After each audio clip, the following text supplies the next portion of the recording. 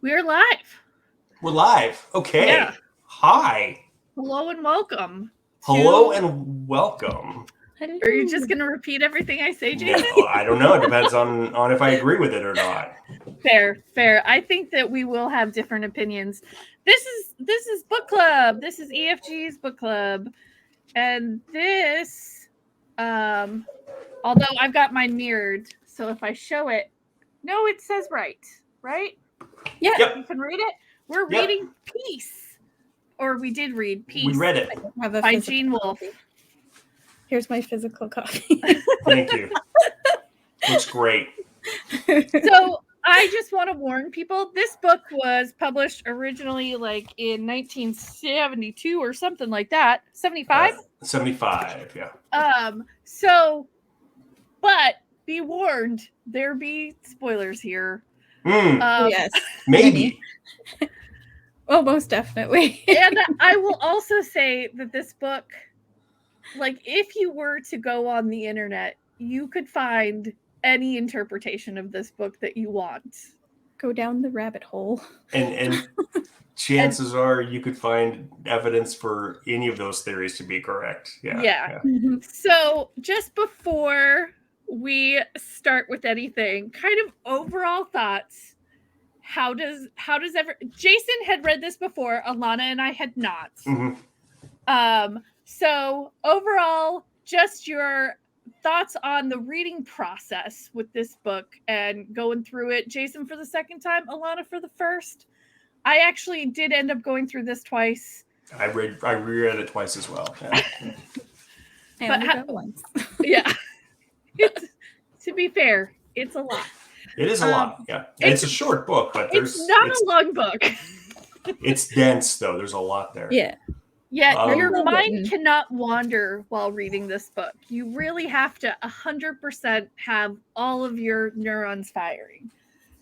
But go ahead, Jason. What did you think going at it for the second and then third time? The first time I read this was I was in high school, so it was 25 years ago, maybe, give or take. And I was reading a lot by this guy, and I didn't get it. I just remembered there was some pretty stuff in there, and I remember I liked the words, and I think there was a ghost at some point. That's like all I remembered. So rereading it with a more, I guess. So you only read it the one time? I had only read it the one time. Yeah, initially. Yeah. Oh wow. Yeah, when I was in high school. So reading it again, because I'd been meaning to reread it for a while. Because even then at 16, 17, I was like, I know I'm not getting something. I don't think I'm in the right mental space for this now, or I haven't learned how to read a novel yet, which is basically to some extent. So for me, rereading it again with kind of fresh eyes and having forgotten 90% of it, other than I enjoyed it the first time around, even though I didn't understand it, I felt myself, I don't know, I knew I was trying to solve a puzzle this time around, and maybe that's why I looked at it differently. I found myself not necessarily reading so much for the beauty of the prose, and there are some beautiful passages. But more like looking for the hints, it's like, what's the clue? So for me, it was, and that's almost why I went and reread it the third time, so I could not worry about trying to solve the mystery. I wanted to just kind of enjoy it for the writing. So I don't know. I think I might have shot myself in the foot a little bit because I didn't let myself enjoy just some of the beautiful passages. There's some really lovely stuff about, the nature in the Midwest of Pennsylvania, or in the U.S., and just some beautiful little bits about memory and death in there. I was trying to solve the puzzle, and I think I might have gotten too wrapped up in that. Yeah. And Rick put a comment in. He has to record something else tonight. He is salty because, and Rick is normally here with us. He did not finish the book. It does take a lot to get into this book. It's not an easy read. It really isn't. Okay, so what about you, Alana? So when I first started reading it, I was like, oh, this is a lot of pretty language. But then I was like, you also told us that there was some mysteries in here. So I was like keeping that in mind, but I was reading it because I wanted to read it as it is, but my brain kept picking up like these darker themes and like really picking up on them right away. And then and as I kept going through it, I was like, I started realizing what the rhythm was a little bit more. And then I was like, oh, every time this happens, this is because of this. And then it started like all clicking as I went along. And I only did the one reading. So I probably missed a whole bunch that I don't even realize. So I don't know. So we also tried to record this last night, and Alana and I talked a lot about it. And I don't think you missed that much. I think you must be a pretty intense comprehension reader because you had a lot of the stuff I did. So I felt like going into this knowing that I needed to pay close attention was maybe, I don't know, maybe a disservice to the book, because maybe I went into it like it was a school assignment. Right. And that was maybe my bad for putting that thought in everybody's head. I should just let you read it. Yeah. Oh, and yes. This is my book. Right. I never told you to do that. I never told you to do that. No, but I have lots of underlining and highlighting. I have not done this since my senior year literature class in college. And hey, Kayla. Hi, Kayla. Yeah. We're all trying to understand Peace together. We read it, so it's okay. So let's kind of I mean, I don't know how we want to do this exactly. Go through my chapters. I guess there's gonna be spoilers. There's no way to explain the book or to talk about the book without spoiling things. Seeing what happened. So I think the first and probably the biggest spoiler and the thing that kind of makes you understand what the book is about. I don't think you need a degree for this. However, I don't think you do, but I mean, it's definitely you definitely need to be able to read between the lines a little bit. Yeah. And you have there's no hand holding. That's I was trying to tell my husband about this. This is not like you have to go. This is not House of Leaves where you need to go read the book up to a mirror or something for a section or whatever they have you do. Yeah, there's no tricks as far as that goes. Yeah. It is just not going to handhold you. For example, I will start with, I think, what is the first line of the book? It says the tree planted by Eleanor Bold, the judge's daughter, fell last night. This is the inciting instance for the story, is this tree falling. And it's one sentence. Yep. And it's one sentence. But the other thing is that you will not really find out the circumstances of how this tree is planted unless you are on the hunt. Because later on in the book, probably in chapter 4, I think. Yeah. Well, first of all, in chapter 2, we know that Eleanor Bold goes on a date with somebody whose last name is Price. Right. And then in chapter 4, our main character, Alden Weir, says that his aunt's close friend, Mrs. Price, calls him to tell him that when he dies, she's going to plant a tree on his grave. Right.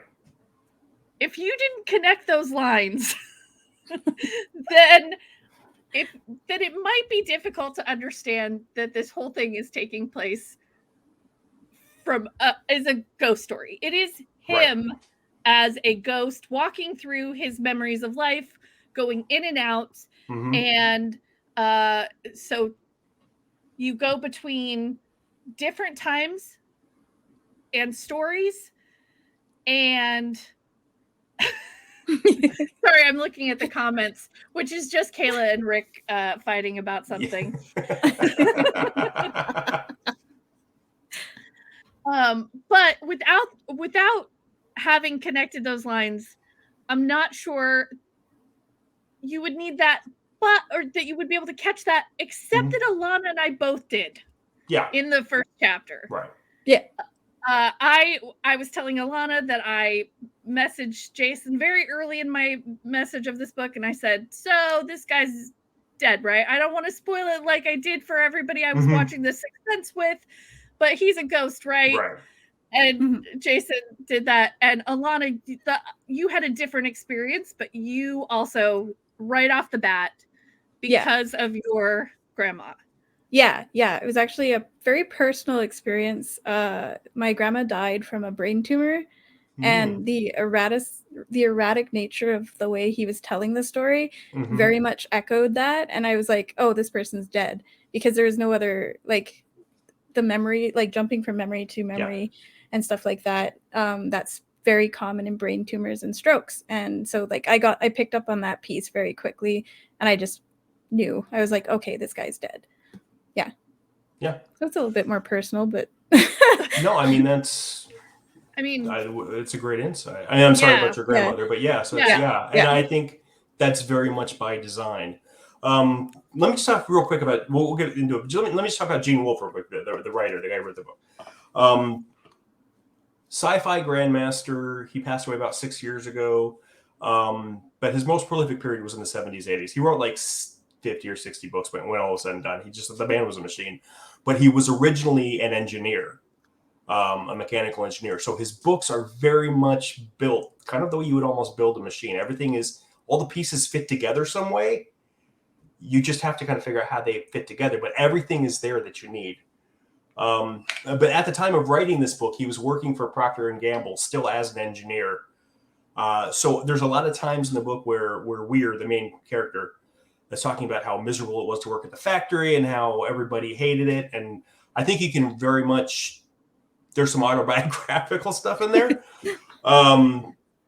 But much as Weir helped invent a powdered orange juice drink that everybody loved. That is made from potatoes. Right, but did you figure out? No actual oranges in this. No. So the whole thing is a lie. The whole thing is a lie. Did you guys figure out what the name of the orange juice powder was? Tang? It was Tang, right? Yeah. Remember he said it was named by his aunt who loved Chinese things? Yeah. As soon as he said that, I was like, wait, that's Tang then. Yeah, that's exactly what it said. Gene helped invent the machine that made the potatoes, the Pringles potato chip cans. Like, he was one of the ones who invented that machine. And he would say for years, like, he could tell which machine the potatoes were cut on by, like, the way they fell out of it. Right. But as you know, Pringles are not technically potato chips. They're a lie too. They are potato flakes pressed together. Right. Things are pressed. So he was also writing about a product that is a lie after he himself had to make a product that was a lie. So yeah, just when you think about that, think this is a guy who was burned out on the Midwestern life that he was living, burned out on the factory he was working in, trying to find a way out, I guess, in some extent of the life he had been living. So I think there's a lot about, oh my gosh, see, I don't even know where I want to start. There are a lot of big themes in the book. I think the effects of capitalism on small town living, on small town America, is a big part of it. There's a lot, but not. I think that evil is a big thing, but not exactly. So there are a lot of people, and I kind of went into this thinking, absolutely, there are so many murders in this book, and like, this guy's just like a serial killer. And honestly, I'm not sure on a second reading. See, that's the thing, that he actually did most of these. However, it's more of the thing about how our morals just kind of slip into complacency, and how that tips the scales of good versus evil. Anybody else get that? No, absolutely. The second time I read it through, I'm like, oh, I know he killed this person. I'm pretty sure he probably killed her, and I'm pretty confident. But then on the third time, I'm like, maybe he didn't, because when he talks about this character that we know he killed, when he's a kid, when Alden Weir is a kid, that's the main character's name. When he's a kid, he has a fight with one of his friends, and that friend falls down the stairs. And as a result, he has a spinal cord injury and eventually passes away. And he dies a few years later. And what do Alden's parents do? They leave. They leave him with his aunt and go off for Europe for a few years. They don't want to deal with the stress of having a kid who, even inadvertently as a childhood accident, killed it's somebody. Uncomfortable for them in their social situation because it's a small town and they're all good friends. And these were people who were invited to a birthday party. And so the idea that, that's too much for them. Right. The way to deal with this is to ignore it until it goes away, which kind of is how he starts dealing with it as well. Yes. And at least is how it's modeled to him. Mm-hmm. So his entire life is from the very first memory he has is twinged by a tragedy that he was involved in, but probably wasn't responsible for, and to some extent, because he was a kid and it was he didn't mean to push him down. It just happened. Well, and they were fighting. Definitely, accidents happen when we're kids. So, and his parents abandoned him. So it's probably misplaced guilt and abandonment are like the first two major emotions this guy feels. And you wouldn't, and the fact that the kid fell down the stairs from the fight isn't spelled out either. It's the end of one chapter is him saying, and then I saw Billy walking up the stairs, his arms waving as if for a fight, Well, that's in the middle of the chapter, right, to be clear. Right. And then the beginning of the next chapter, it's just when so-and-so died, when Dr. Black's child died a couple years from the spinal injuries, and it's like, oh, okay, yeah, all right, I got that now, yeah, okay, yeah. But it's wild, and it's not. They're definitely not even going to handhold you that much. Right. That was probably the easiest thing to figure out. Oh, for sure. Yeah. But that's why when he talks about other people in his life who've died under mysterious circumstances or who disappeared out of his life, you're looking for clues like, did he kill them or did they just leave? Like he has a girlfriend at one point where they go on a treasure hunt. And she never comes back to town. She just disappears. She pulls a gun on him. He says at one point, it reminded me, he's referring to another character. She went for her waist, just like Joan went for the gun in her waistband. It's like, okay, so Joan pulled a gun on him at one point. And then the next thing you know, when he mentions her, she left. Or, well, she left my life anyway. And it's like, shit, does that mean you killed her? Or did she go? But yeah. So let's... Yeah, I'm sorry. Go ahead. Oh, I was just going to say, let's kind of go into the structure of this. Okay. So this is... This goes from young age, from about the age of 5 through the age of like late 60s-ish. Yeah, he dies in his mid 60s. So we've got kind of it does do a general progression of early life, adolescence, midlife, or like I would say like young adults. Yeah. I don't know. And then old adults, right? Yeah. But in the structure of the novel, we are constantly being given stories. Yes. Stories told by Weir himself, stories that are being told to him, stories that really sometimes do not seem to have any context around them, which is kind of wild for a novel. Like to just be like, I'm looking at the clouds and all of a sudden I've got this story about a genie. Like, so throughout this, we are constantly looking at stories and interpreting them for information because of probably not the first story in the book, but because of the maybe second story, which is the story of Princess Alaya, which happens in chapter 2, which is very easy to follow. It's kind of like Jason said, he's teaching you how to read the novel. Yep. Because the story of Princess Alaya, which if you looked it up, Alaya means olive, and his aunt's name is Olivia. She has 3 suitors. I use the quotations because like she's dating them, but in the time that they're doing, they call them suitors. Suitors? Yeah, they're. I mean, the suitors would be courting. Yeah, they're courting her. Yeah. Yeah. But she has 3 suitors, and they are these 3 guys that were introduced to all in this same chapter. So, and we find out that this princess doesn't like the first 3 suitors that come to her, and ends up with well, actually, you're not even told that, but you are told that there will be a 4th suitor. Mm-hmm. And Olivia marries the 4th guy. Right. So this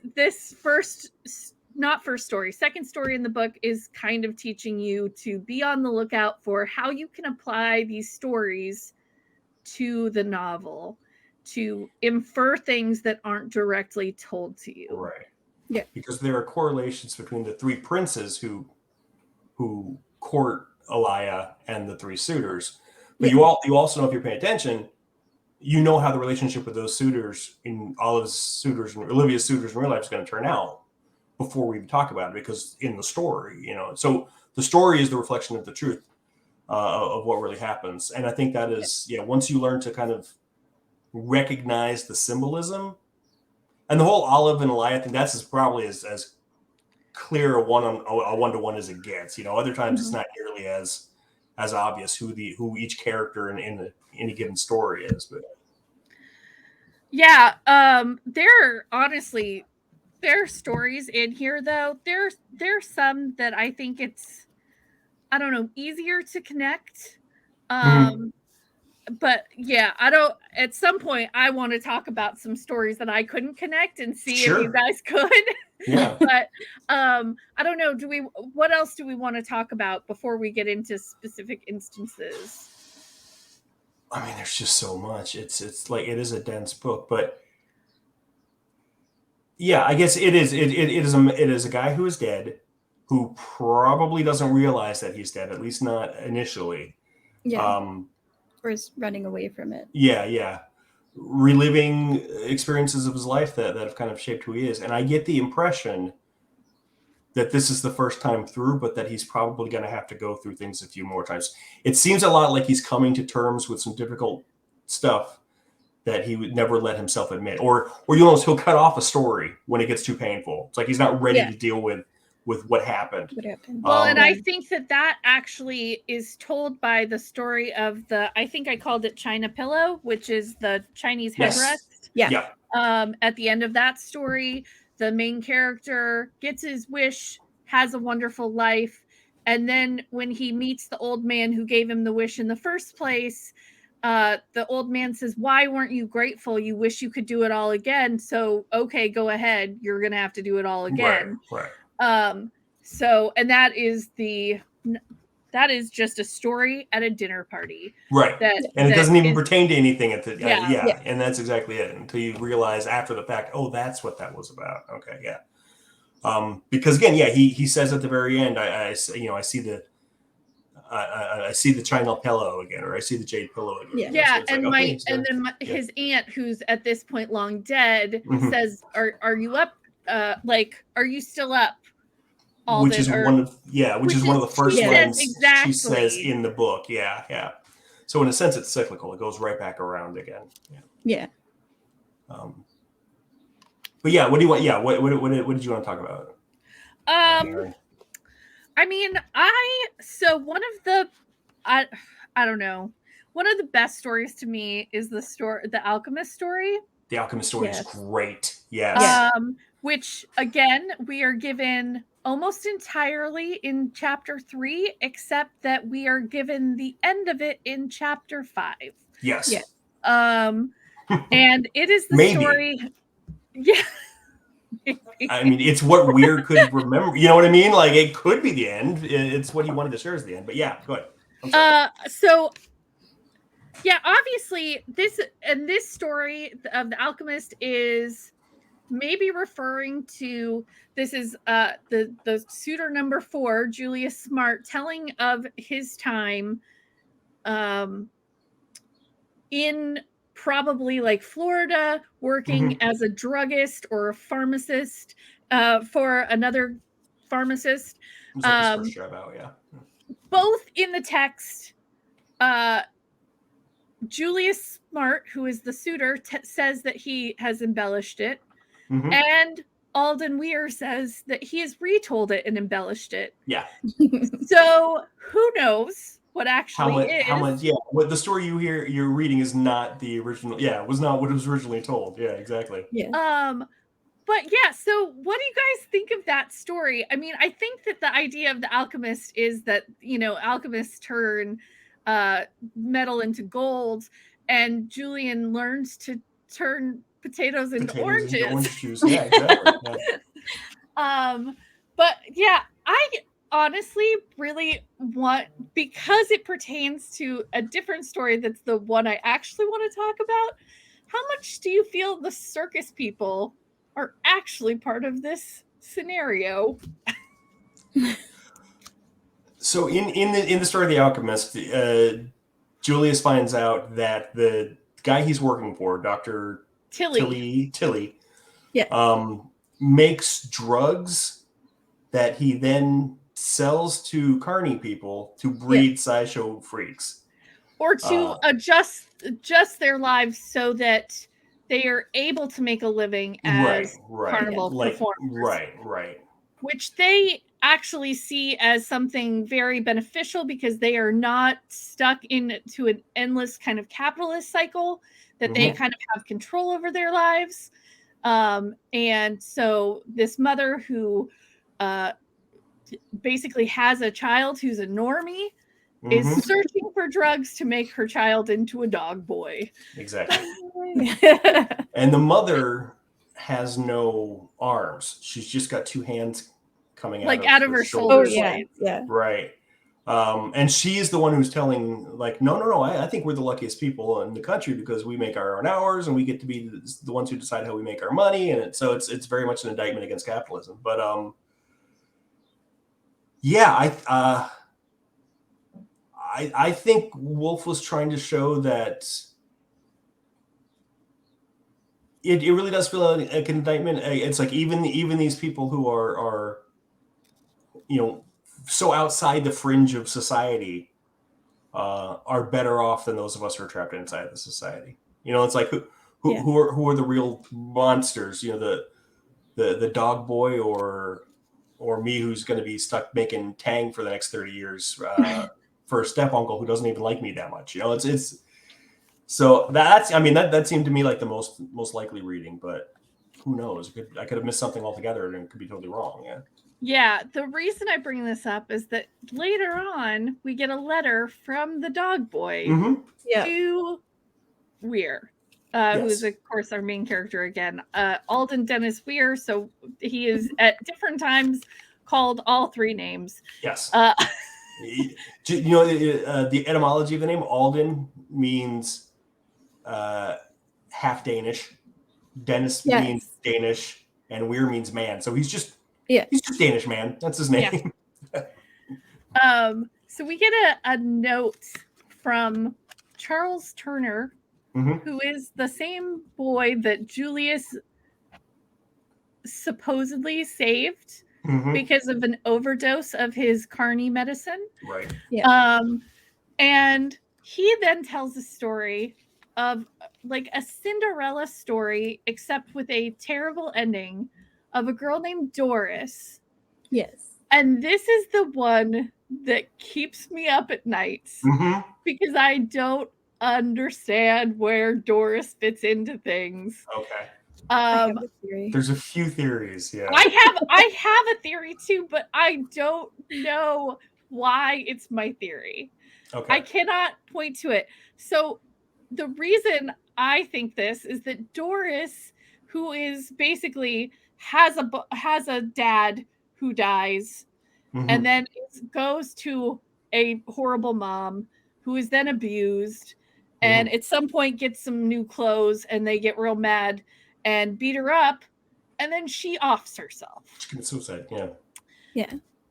So the other person that we find out is dead in this chapter is someone who has been named throughout the book, but we have never met. And we know that she worked for not just Weir, but also his uncle. So I thought, does this pertain to Miss Burkhead, His secretary. who was young by all Mhm. accounts. He mentions that she's very young, that she had a good boss, then she had a terrible boss, Mhm. because we know from interactions in the text that while he kind of likes to tell us that he's a great boss and he's one of the guys, he's actually a jerk. Yeah, nobody likes And Alden. he's super an asshole to the Mhm. people at the company once he becomes president of the company. Did she commit suicide because of the mental abuse of working for such an asshole? I don't know why that is my answer, or why that comes into my head. I couldn't Wow. find anybody else who said that. I had never even thought of that. I figured. I mean, we know Miss Burkhead dies because and Alden didn't know about it. You know, he was like, "Where's my Right. secretary? Oh, she's dead. She died. Remember?" But Like, oh, in right. between Yeah. him finding out that Mhm. she is out for the day, we Right. get that letter. So that is Yes. part of why it's Interesting. yeah. Oh, yeah. I hadn't And even then put that together. the sub secretary comes Mhm. in and he's like, "Why would you interrupt me?" Blah blah blah blah blah. And she's like, "Well, remember I told you that Miss Burke had died."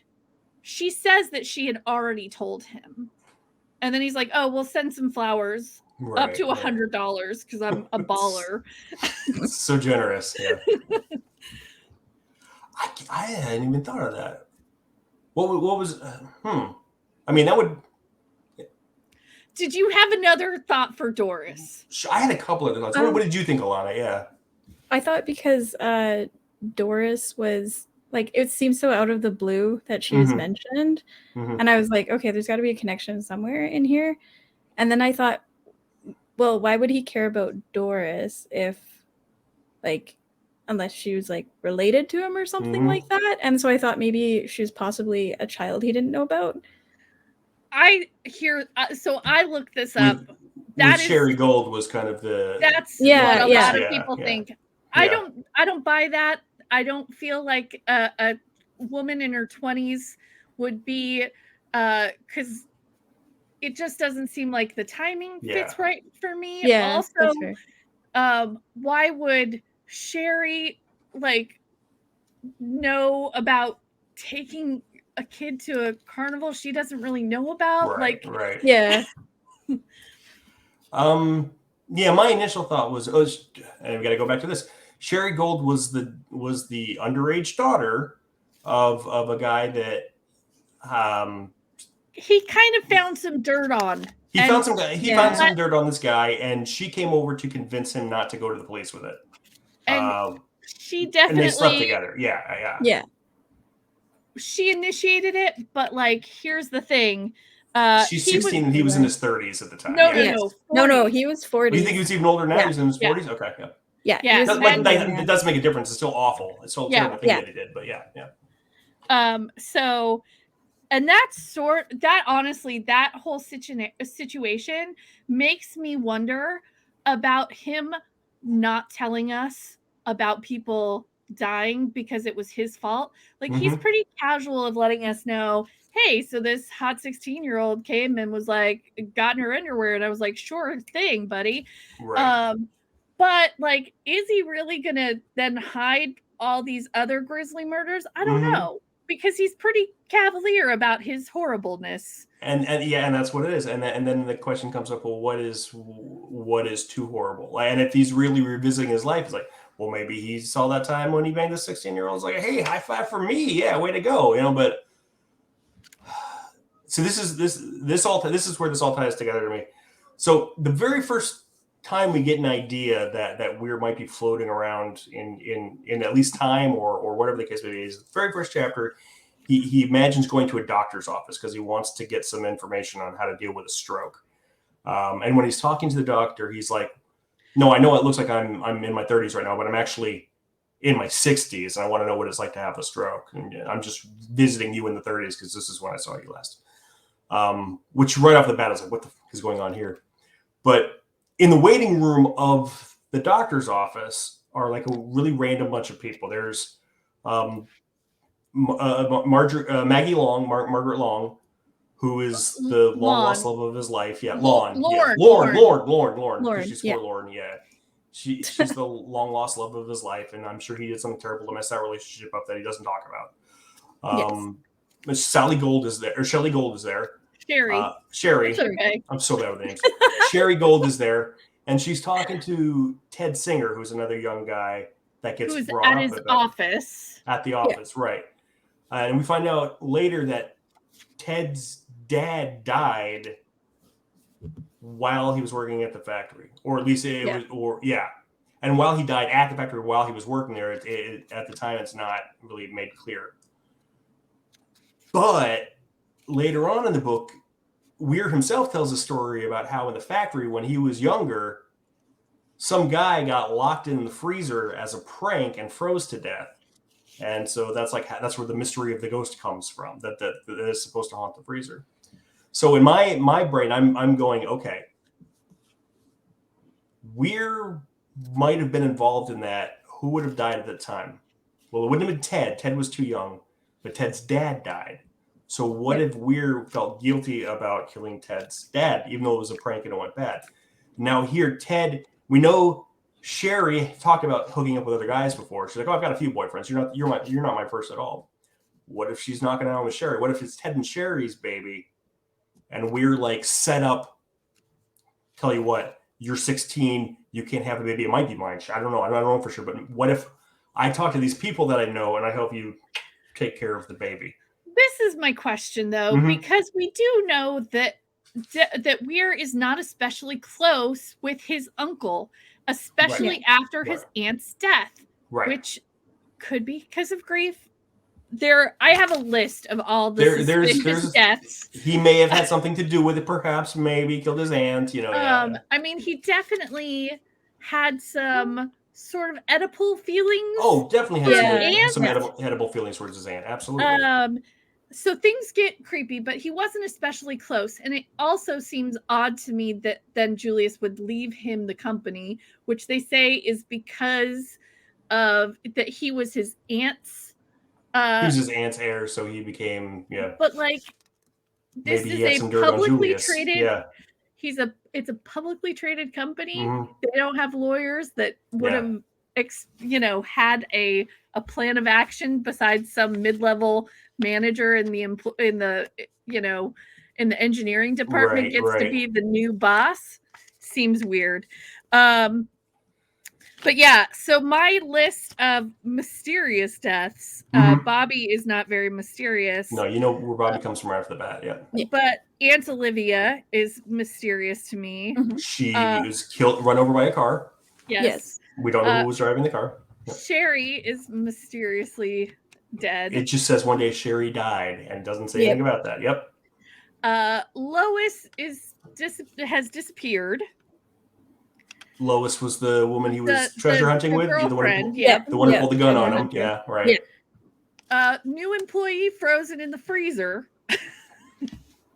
We know he died. It just might have been an accident, right? We also know that a young employee was the one who was supposed to let him out.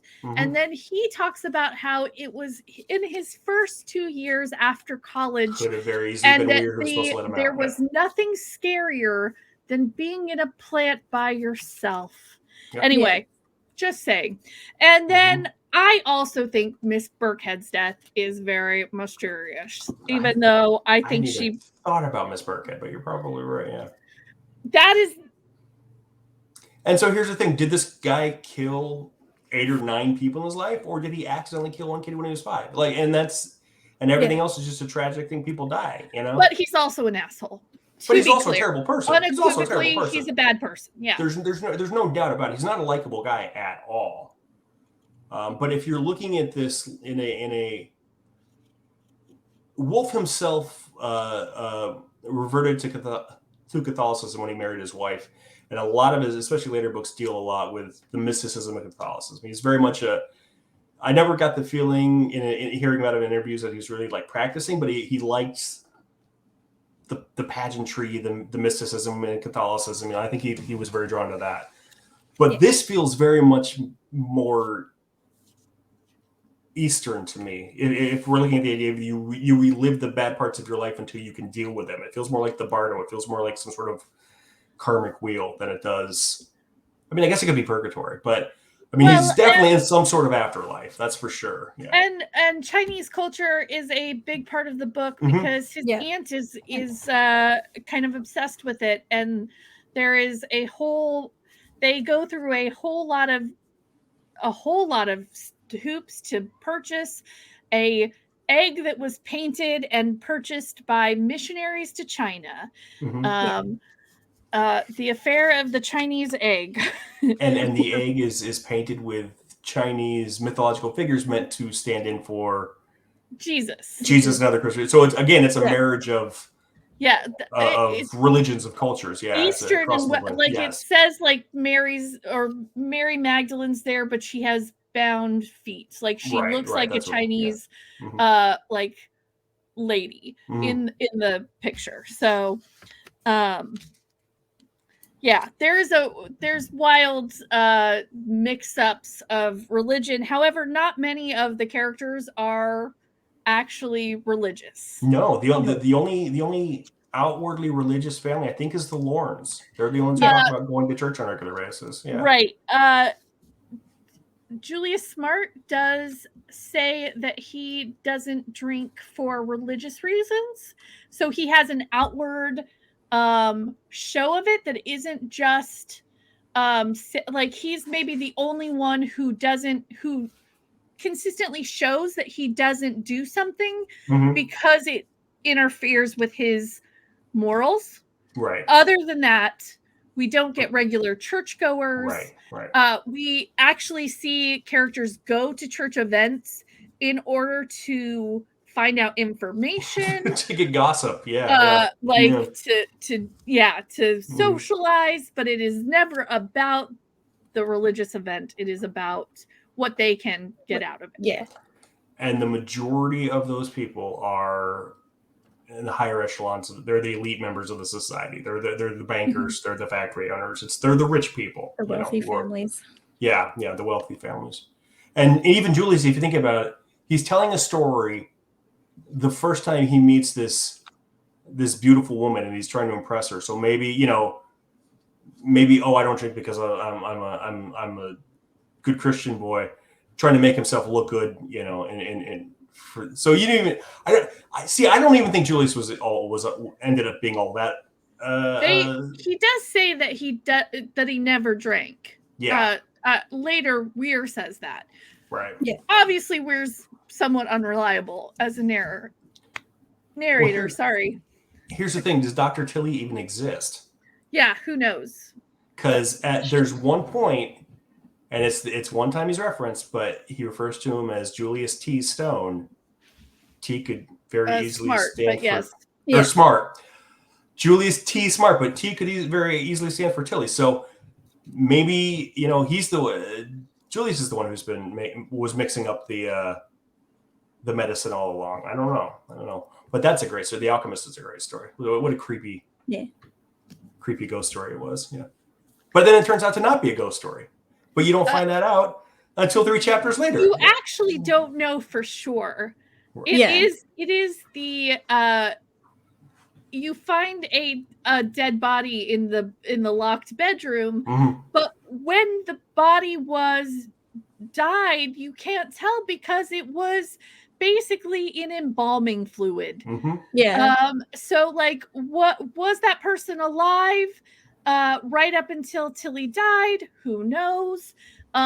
You could say either way, but unsettling either way.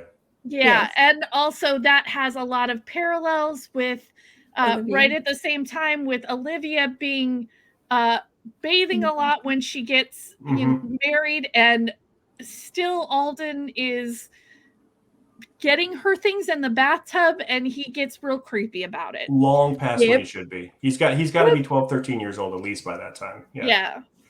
So creepy. But I mean, that's she treats him like she's treated him like a distraction and a tool for his entire life. So she probably doesn't even realize it, you know. And I don't know. Like she definitely does a lot more effort than his parents do. Oh, absolutely. Yeah. However, when a kid just comes to visit you and you're taking him on dates, basically to kind of give yourself space from these suitors who you're not that into. Yeah. And then when one of them climbs down a rope, she's like, hey, why don't you just slice the rope, kid who just accidentally killed another kid? Mhm. Like, that's something that seems really unreasonable to joke with. Horribly tone deaf. Yes. Yeah, exactly. Yeah. And what's his response? He said, he says, should I? Should I? Like, he doesn't get us a joke. Yeah. It's like, I've done it before. And then, yeah. He's also very terrible at social cues. Throughout the book, it's reliably shown that he doesn't get people maybe the way he should. He kind of prides himself on being super logical, but it's shown again and again. He tells us these stories about things that he's figured out. In the beginning of the chapter, he tells a story about what brand new means, and it means that something's branded like by an iron, but that's not the etymology of that word at all. And so he's like, I'm so smart, I can totally figure all this stuff out, guys. Except that he's telling you that no, I'm not that smart because I don't know this and I have convinced myself of it, but it's not true. It's the confidence and mediocrity of white men. I mean, that's really what it is. It's like, I figured that out, blah, blah. This is like, that's very obviously not the answer. Like, it's provable, but he's so sure of it, you know? Yeah. And I think that's exactly what he's developmentally squashed. He's an asshole. He has no redeeming qualities. No, none at all. And yet, I don't know. I don't want him to get stuck in this endless cycle. Like, you know what I mean? Like, I hope he figures out whatever he needs to figure out. But or is the cycle something that he has to go through to get? I mean, the name of the novel is Peace. Yeah, and it's something he doesn't have. In that book. Yeah, exactly. I don't know that the word came up. I don't remember it. I think somebody says it once. Yeah. But maybe that's what he needs in order to attain this concept that is clearly what he's after, but is not attaining. Yeah, he can't rest in peace yet. That's exactly what it is.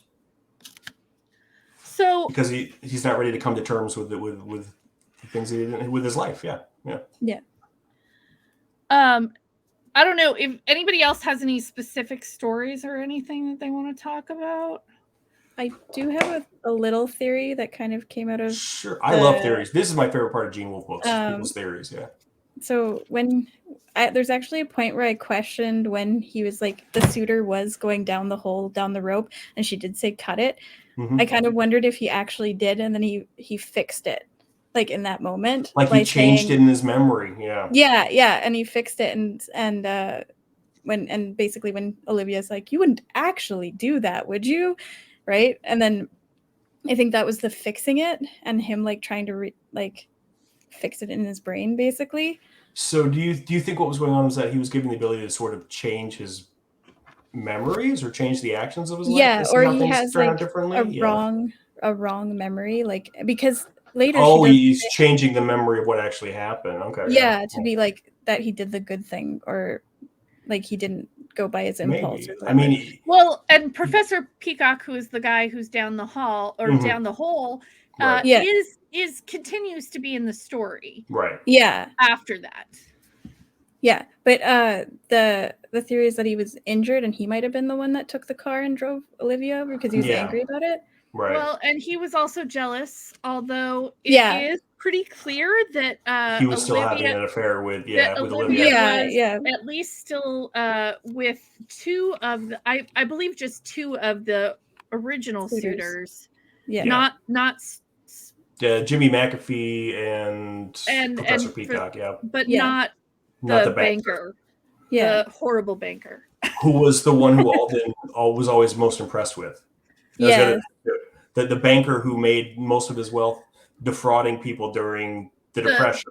Right. He was the one who Weir was like, I always thought he was a great businessman. What a great man he was. Yeah. And Alden has this sort of, I guess, mind palace sort of thing. It's very much what it is. Yeah. Where basically he says he's created this house, but it's not a real place because he loses himself in it, and it's just not. But that he has recreated all of these other places, and one of the places in his mind house is Stuart Blaine's like entryway because it made such an impression on him. Right. Yeah. He's very much entranced by the trappings of wealth. Yeah. He also comments on how the house continually changes shape, and actually it's expanding, which makes me feel like he's more trapped in his own mind than before. And there's also he's remembering more memories. He's unlocking more rooms. Yeah. And there's like a few moments, like there's this one where I can't remember the exact point, but I think it was like, it wasn't Olivia, but it was somebody else asks him who's behind him, and I think that's his ghost. Like that's him, his older self as a ghost behind him, his younger self. So that's in the very first story. It happens in the Kate Donahue story too. Yeah. And Kate has a, while never being actually in the book, like it's just memories of her telling stories to different people in her life. She's in it throughout the whole thing, including the first and last stories of the book. But it's interesting. So I'll just, because I have it highlighted. She's like, so Katie says to Hannah, who is Weir's childhood housekeeper, I've been wanting a word with you, darling. Who's that behind you? This is a memory that Hannah is telling Weir as a child. And she says to Katie then in her memory, oh, that's just little Den, Katie. He's been there before. And she says, yes, but there's another dimmer yet behind him. I thought this was the audience. As the audience, that we were looking into the memory too. But it could just as easily be old Weir looking into the memory of the memory. Yeah, I mean, it's because he also has strange interactions throughout, where like you said before, where in the doctor's room he literally goes, "I'm the 30-year-old version of the." But I'm actually the old version. I'm having a stroke right now, and I need your help. And he does that again when he's 5, and he's talking to Dr. Black. But who's the father of the boy that he killed? Yeah, who wants to know I'm 60. I'm from the future. I'm not 5 years old. And he's like, oh yeah, what happened to my son? Oh, your son's dead. Yeah, he died. Yeah. It was pretty tragic. And then the dentist says, one more word out of you and I'll yank your teeth out or something. He shoves his fingers down his throat because he's checking for strep throat. Right. He's like, one more word out of you and I'll bleach you all the way down or something like that. It's like, oh shit, okay. There's an interesting part bringing up the one dimmer behind you is that at some point, way after we have our first initial visit with Dr. Van Ness, we go back to that room. Mm-hmm. And Weir says, I thought we were done with you. Right. So again, I thought that was the audience, but I think you could easily say that that's him in different time periods. Yes. I thought 1930s and 1950s me was done with you. Yeah. Which leads to the idea he doesn't necessarily have control.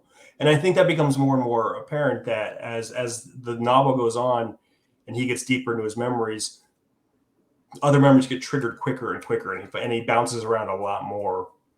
And I think he doesn't have any control of where he's going. I think he's really literally bouncing. He's losing whatever grip he has. Yeah. Elm trees live about 300 years if they're well maintained. So if the elm tree just fell over, Weir's been dead at this time for about 300 years.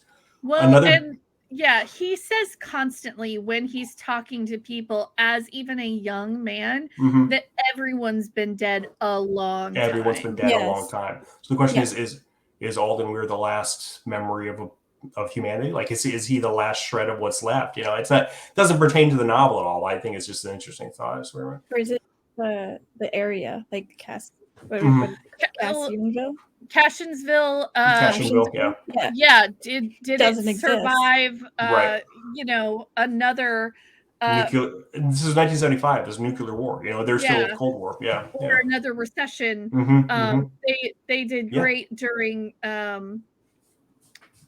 I mean, I don't think they were there during the Depression, but they would have been there during some other recession. I'm trying to think. The timeline is basically because it kind of goes everywhere, but they would have lived in town during the Depression. Yeah. This is why I know this is because at the end of the book, an interviewer from a paper comes in and says everyone else is experiencing terrible economic status, but you guys keep growing. And so he wants to do a human interest piece on how this happens. So that's how I know that at least in that economic downturn in their area, they're doing great. But do they continue to do that in the next one? Like the rest of the town has been dying. The town is Tang, basically. That's it is potatoes. Like they talk about how it used to, like, farmers used to grow other things, but now all they grow is potatoes because that's what the factory needs. And it's killing the land, and they won't, everyone's farms are closing down, and And then there's also that farmer, like the farmer who comes in and actually talks about it and blames Tang for taking away everything. And he's most likely Abel Green, who is they own the family farm. The Weir's family owned their farm. They're like sharecropper kind of people where they're tilling the land for somebody else to make money off of them. And he's one of the people in the hospital at the. See, I think if we went through the book again, if we saw whatever the next iteration is, there would be different people in the waiting room. I get the feeling that the whoever's in the waiting room for whichever way he goes through are the people he feels he's affected negatively the most. Like, I feel like those are the folks that he consciously, unconsciously feels he needs to atone with. That's interesting. He needs to heal them, or he will, because Margaret was in there at one point, right? Margaret's there. Who we never find out what happened to.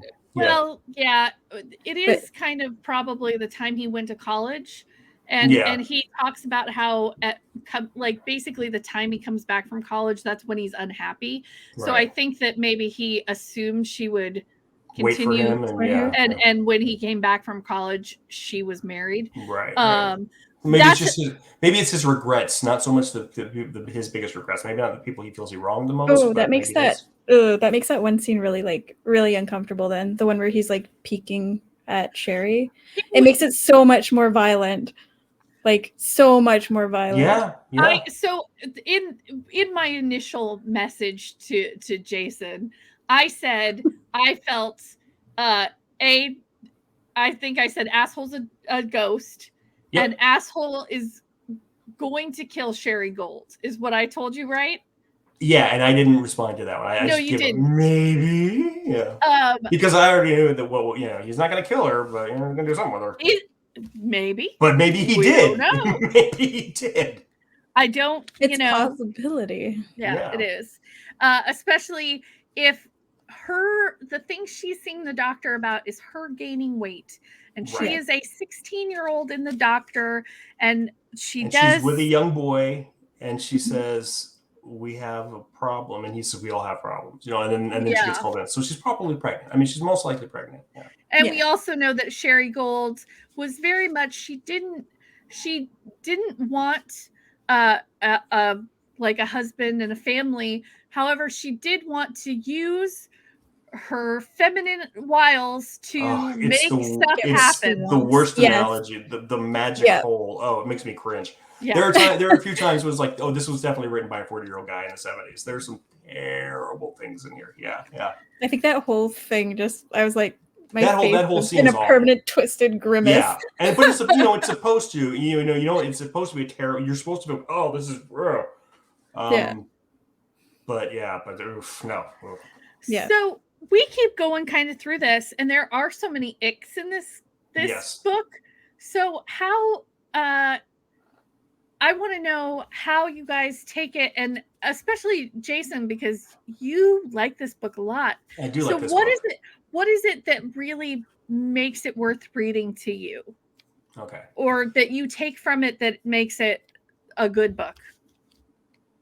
For me, it is the fact that it does draw out conversation of people. It is a book that lends itself to, I have this theory, I have this theory, what about this theory, what about that theory? So I like that it is a puzzle with no clear answer. The only guy who knew what was going on is Gene Wolfe, and he's been dead for 7 years. And he probably didn't remember who did what, 10 years after he wrote the book, Oh, absolutely.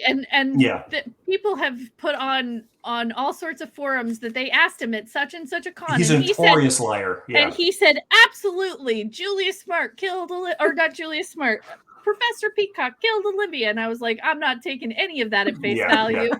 Like, that's the whole point of the book, is that he's an unreliable narrator. And Wolfe was very much an unreliable speculation. interviewee. He lied in interviews all the time about his books anyway. But so I love the puzzle aspect, but I think Gene Wolfe is just a beautiful writer. He has such a lovely grasp of, especially when he's describing geographic locations or nature scenes. Like, he's got such a beautiful way of writing. I just love his prose. I really do. So yeah, I think yes. Is it a problematic book at points? There's some racist stuff in there. There is, but I think that's also meant to show A, the time, and B, also that the people of the upper class are assholes. Yes, yes. So it can be excused in the sense of that. Yeah. I really do think, though, that the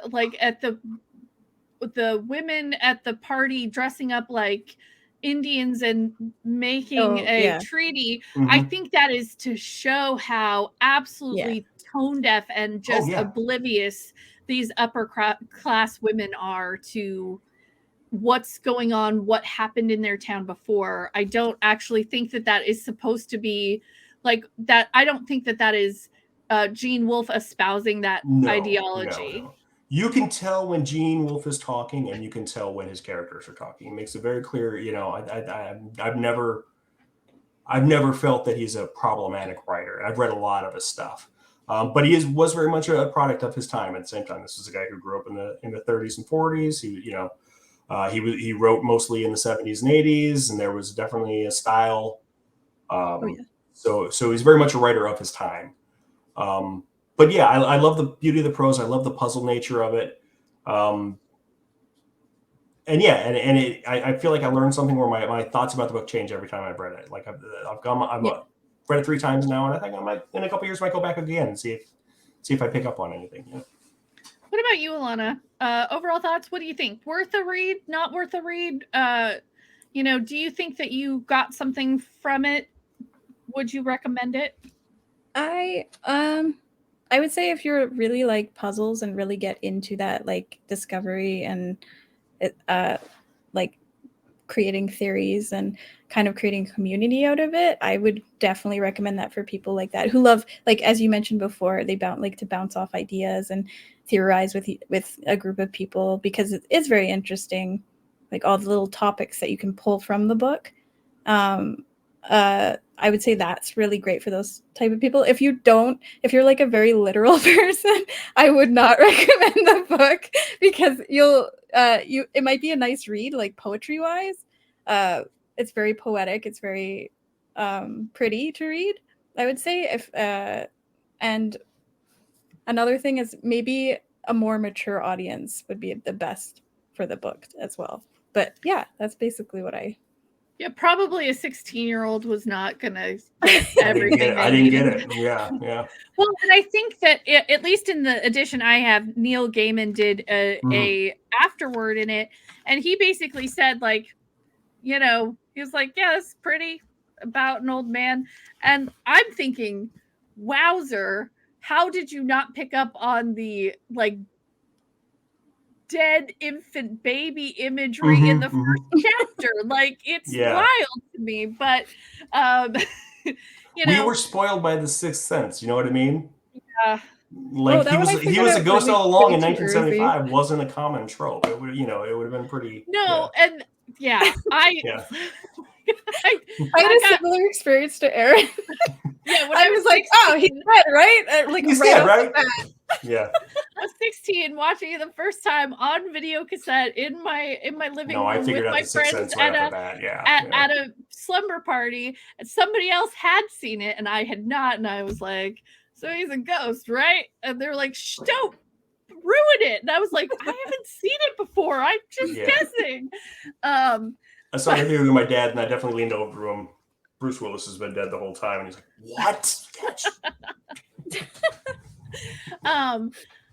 But so I feel like, so my ideal book, and like Jason knows this because we talked about it, and he talks shit about me only reading, Patrick Rothfuss, and like I love those books because I read them too. I know, but I read them a lot. Yeah.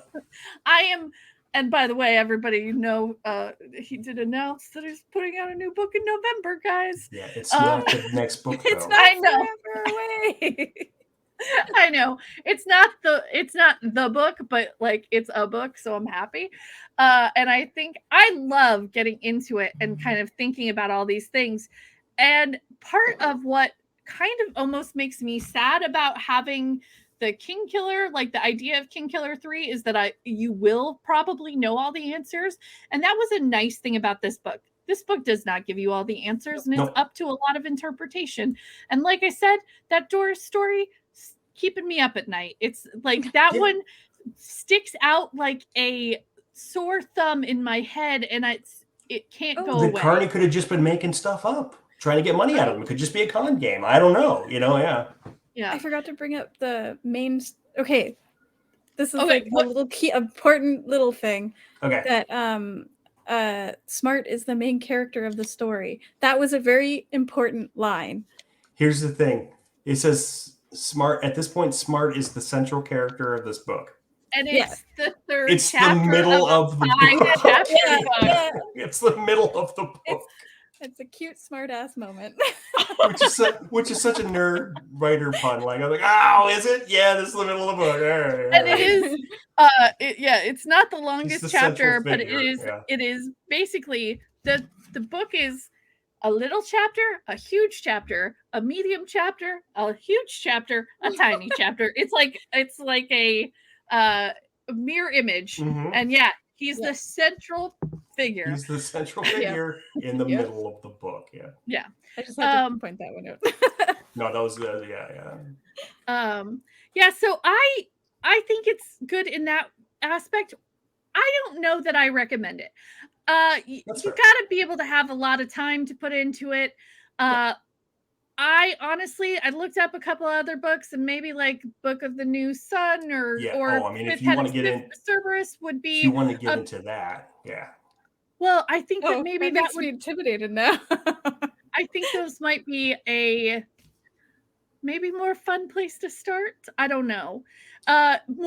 It's his genre. Like, he's a sci-fi writer. Yeah. And this is, while it has supernatural elements, it's not very in your face about it. No. Yeah. It's a magical realism. It's not, it's speculative fiction, I guess is what you would call it. Yeah. And to me, as a sci-fi reader, that's what I mean, not that that's all I read. I try to read very broadly, but that's where that's my home, and I will venture out and I will see other things. But sci-fi, science fiction, fantasy, that's where I'm at. I'm sorry. Go ahead. Book of the New Sun, if you want to check out more Gene Wolfe. Book of the New Sun is about an apprentice torturer who travels through time and space and finds out he may be the Messiah. And Fifth of Cerberus is about a clone who grows up on a brothel on a planet that may or may not be full of shapeshifters who have forgotten they're shapeshifters. Oh, that's hilarious. I mean, but honestly sounds a lot like this. Yeah. But with sci-fi. Unreliable narrators, puzzles, interpretations that, chapters that don't explain a thing until 5 chapters later or before. It's very much his thing. That's like he makes puzzle boxes. Yeah. I guess that for me, exploring a fantasy world where the things are a little bit more fantastical would make it maybe more fun for me to dive into this. Whereas like just an asshole lamenting his assholery. I don't know. That's fair. That's absolutely fair. Well, then, Aaron, why don't you check out Fifth Head, because I think you would get into it, and then let me know how you feel about it. I will talk about it. If you ever want to give Gene Wolfe a Book of the New Sun's like a series, right? There's like 4 or 5 books, and they are hefty. They are weighty. I want a one book. I want a one book entry point. Fifth Head is 3 novellas. It's one collection. You get through them. Boom, boom, boom. Yep. That's maybe where I go next. If you want to read more Gene Wolfe. Yeah. However, where we are going next is Circe by Madeline Miller. That is our next month's book. So we would love to have more people reading. Yes. Please join our Discord. I think I actually am going to start putting this up as a podcast. Cool. Cool. So that we can kind of, because there are some more, I don't know, storytelling type things that we want to explore that aren't necessarily TTRPGs, because storytelling is a huge part of TTRPGs, and being a GM and being a writer, it's all the same thing, honestly. Yep. So there's more stuff that we want to explore as a company that isn't just games. And so I think we're going to start putting this up alongside maybe some scripted stuff that we want to start doing. I like that. But yeah, let's please join our Discord. There are links to it everywhere. Reach out to us on social media if you want to actually, we'll just send you an invite link right in a DM. But we would love to talk to you about books. We'd love to talk to you about TTRPGs. We love to send each other really ridiculous memes. And Jason almost always wants your most ridiculous song choices for the day. Yep. Almost always. And honestly, and any anti-capitalist vibes. Absolutely. Is that a fair assessment of our Discord? Yeah. Yes. We play games, we mess around, we talk shit on capitalism. Boo, capitalism. Yay! Oh, and we write a game series called Babies and Broadswords, so check that out too. That's important. Yeah. That is totally important. Yes, we wrote a game called Babies and Broadswords. Hopefully, eventually we will write another game, but we're just a bunch of friends who are making stuff together. We don't make any money off of any of this. If you want to support us on Patreon, we'd love that, because we got one of those and it helps us keep the lights on. Because all these editing programs add up to money. But thank you for joining us. I do not know the date of which we will be doing our next book club, but we will be talking about Circe by Madeline Miller in our Discord, and then we will do another one of these toward the end of the month in June. Awesome. All right. And Rick will be back with us. Yeah. Oh, yes. All right. Finish the book. Yeah. Good night. Good night. Night. My mouse went away, which is awesome. There and broadcast.